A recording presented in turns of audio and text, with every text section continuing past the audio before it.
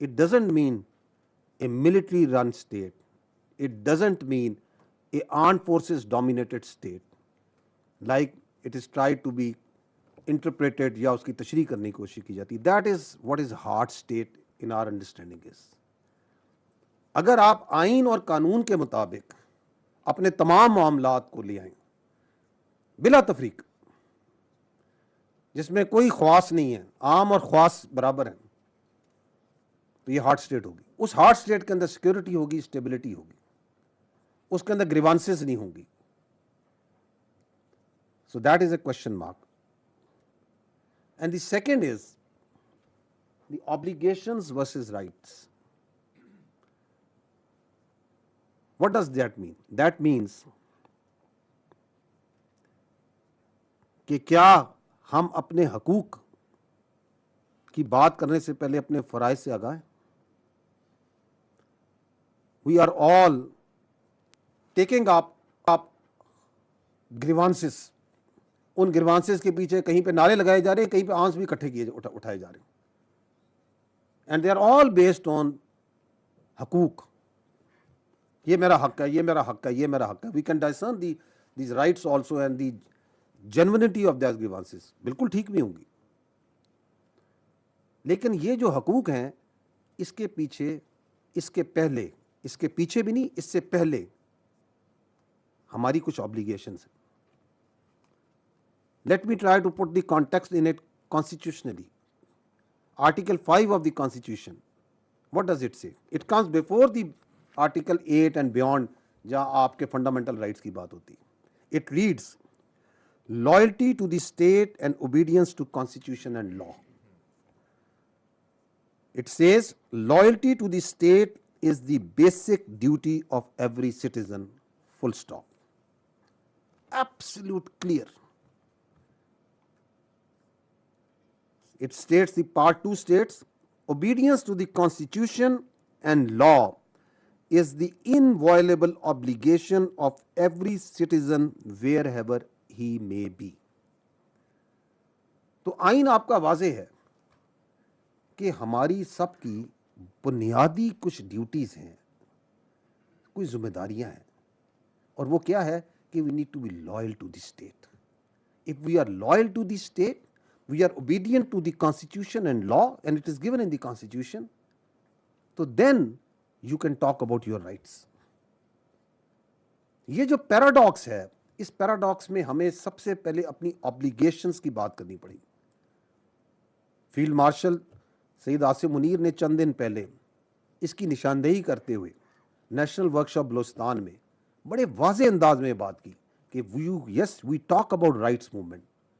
Why don't we talk about the obligations movement? There has to be a movement for the obligation of every citizen, every institution.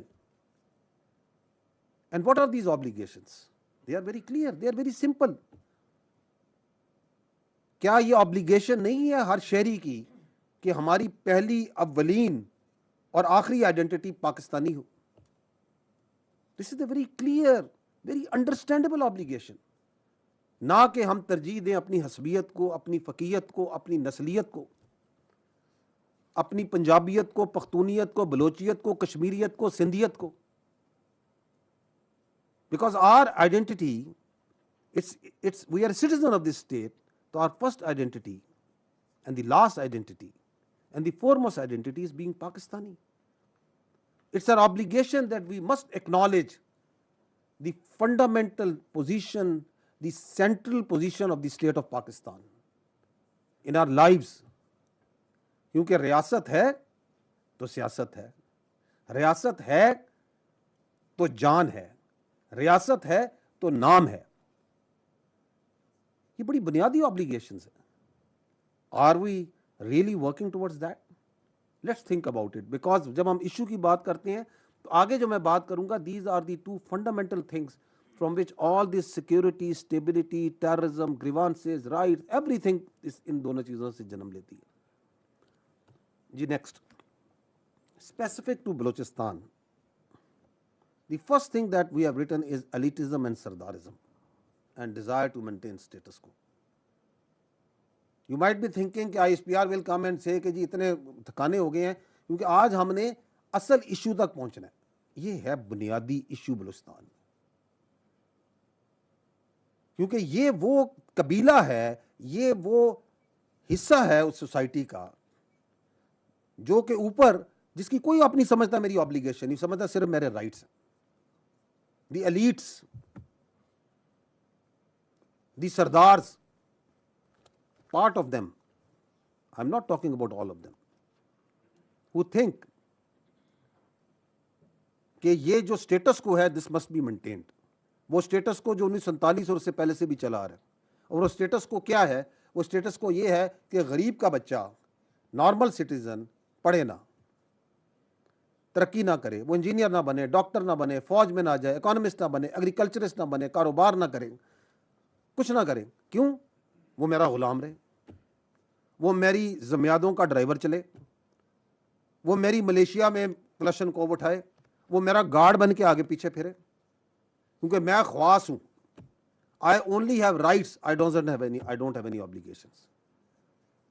So they are the prime movers of this terrorism, because they are afraid that the times are changing, and the more afraid they are, the more anxious they get, the more kinetic they get. The second issue is the desire for appeasement. इसी से जुड़ा हुआ है कि हम दहशतगर्दी करवाएंगे, हम दहशतगर्दी के बारे में बात करेंगे, हम ये कहेंगे कि बलूचिस्तान तो हाथ से निकल रहा है, क्या हो रहा है, आए हमसे बात करें, टॉक विद अस, हमें अपीज करें जिस तरह आप पहले करते आ रहे थे। No more. We don't want to talk to you. We'll talk with the actual stakeholder, which are the people of Balochistan. You are not the actual stakeholder. You are only stakeholder in your own personal and in your own family's fortune, not in the people of Balochistan. ये उन्हें problem है कि हमें क्यों नहीं appease किया जा रहा, हमारे आके पैरों का हाथ क्यों नहीं लगाया जा रहा, हमसे बात करें। क्योंकि उन्हें तो ये आदत है कि ये लेवीज की जो फोर्स है ये मेरी सरदारी, मेरी जाती फोर्स है। Because what I am saying, what we are telling you is actually they have been manifesting that on ground, कि इसमें मेरा हिस्सा है, 1000 बंदा मेरा, 500 बंदा मेरा, 400 बंदा मेरा, आधे बंदों की तनख्वाह मेरे पास, बाकी जो 200, 400, 500 है वो मेरी और मेरे खानदान की हिफाजत के लिए गार्ड ड्यूटी करेगा। So once you start turning that Balochistan levies into police force, so they have a problem. They have a big problem.